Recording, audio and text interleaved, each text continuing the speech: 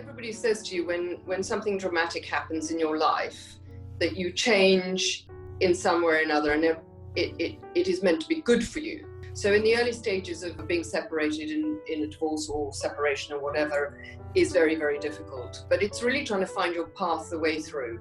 And I became homeless through divorce and arrived back in London about 6 years ago. That's where my journey really began. My life completely changed. I was madly in love with my husband and my life completely changed. And I have this wonderful saying, adversity brings you two things, a lesson and a blessing. And it's normally in that way.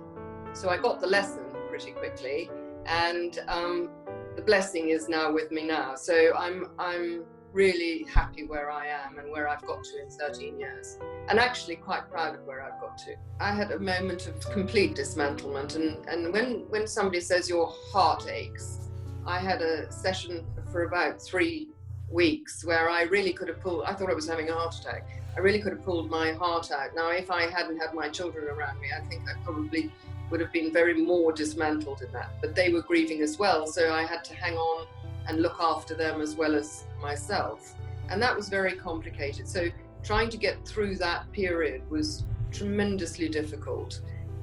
And I went back to grassroots. I painted. I used to paint a lot.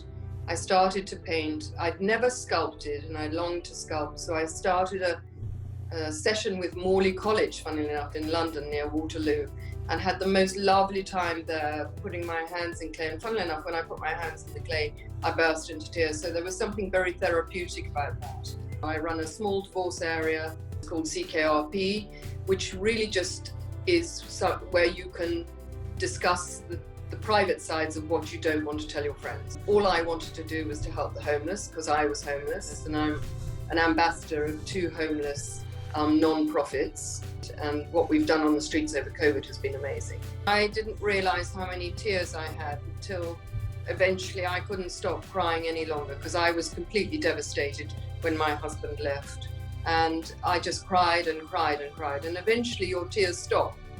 And you're sort of left with a void. You don't really know what to do. And eventually I sort of thought, well, I've got to improve myself somehow or another. So I took singing lessons. And for my first 2 singing lessons, 2 things shocked me. One was I cried every single minute of the first lesson and possibly some of the second. So the poor man, I think, thought, goodness me, she's real trouble. And the second thing was that I couldn't remember anything. So he said, now sing that again. And I couldn't even remember what I'd sung. And that really frightened me. And there's a loss that you have when you have trauma. You lose certain sides of your brain. And it took a very long time. I'm not sure, I'm not right anyhow, but it took a very long time to gain that thought process and the memory process again. And that was what fascinated me. So I sang, and I was lucky enough to sing an album. When I'm mentoring now, which I absolutely love, so I always say to them, go back to something that you used to love.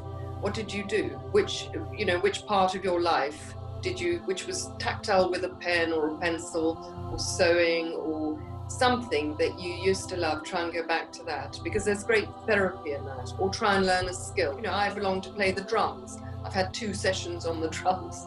It's given me great spirit. If I had a drum set, I'd drive everybody mad.